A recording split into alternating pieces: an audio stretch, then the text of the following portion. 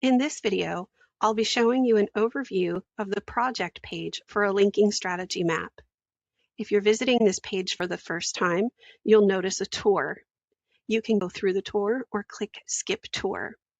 If you click Skip Tour, note that you can always restart the tour using the tour button in the upper right. On this page, you'll notice a PDF preview. From here, you can select Download to download the PDF, or you can expand it using these 4 arrows. To get out of it, click the X in the upper right. On the right-hand side of the screen, you'll see the title that you gave your project. You can edit this project by selecting the pencil icon, entering new information, and clicking the check mark. You'll notice that it's listed as linking strategy so that you know what type of project you've ran. While this is the only product we have right now, as we create additional projects, this will become more important.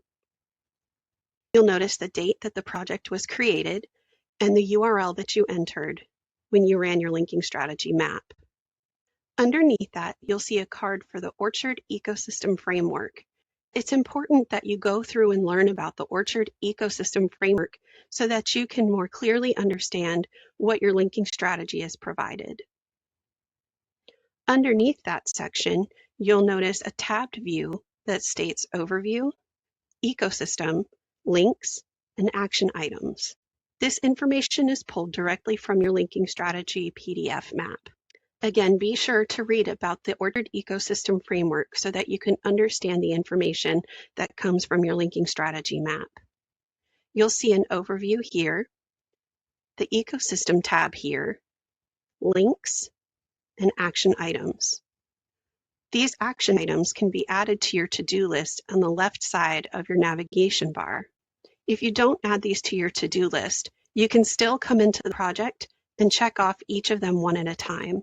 You can also add them to your to-do list by selecting Add All to To-Do. And that is the overview of the project page.